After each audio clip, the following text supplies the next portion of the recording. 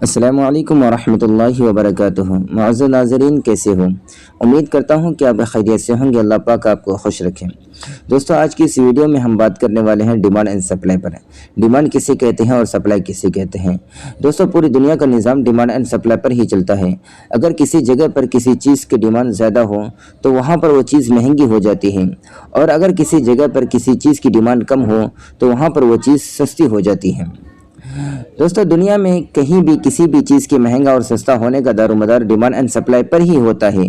जहाँ चीज़ें कम होती हैं और डिमांड ज़्यादा होता है, और डिमांड ज़्यादा होने की वजह से वो उसका रेट खुद ब खुद बढ़ जाता है। और जहाँ चीज़ें ज़्यादा होती हैं और सप्लायर ज़्यादा होते हैं, और सप्लायर ज़्यादा होने की वजह से उसका रेट खुद ब खुद कम हो जाता है।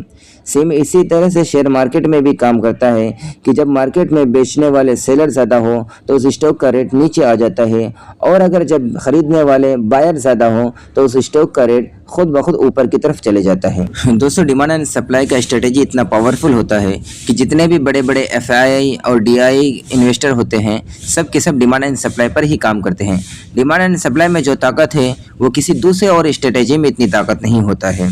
डिमांड एंड सप्लाई का पूरा स्ट्रेटेजी कैंडलस्टिक पैटर्न के बेसिस पर होता है। कैंडलस्टिक पैटर्न को जो अच्छी तरह से समझ लेगा तो उनके लिए डिमांड एंड सप्लाई का समझना बेहद ही आसान और सिंपल हो जाएगा। दोस्तों, यहाँ पर एक सवाल पैदा होता है कि लोग स्टॉक को खरीदते और बेचते क्यों हैं?